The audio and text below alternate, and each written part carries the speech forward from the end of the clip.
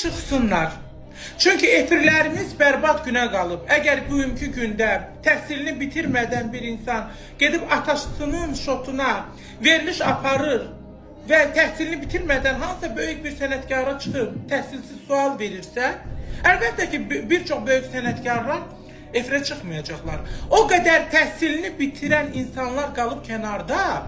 Gör Zaur Kəmal nə böyük bir insandır ki, övladı təhsilini bitirmədən axşam saatında, ən reytingli saatda övladı ilə bir yerdə veriliş aparır və ev dialoqunda danışırlar. Televiziyada veriliş etikası var. Ata, oğlum, belə sual verir. Gülməli, gör televiziyanı nə yerə qoyublar. Ay Zaur, sənin özünə bir sual verən lazımdır.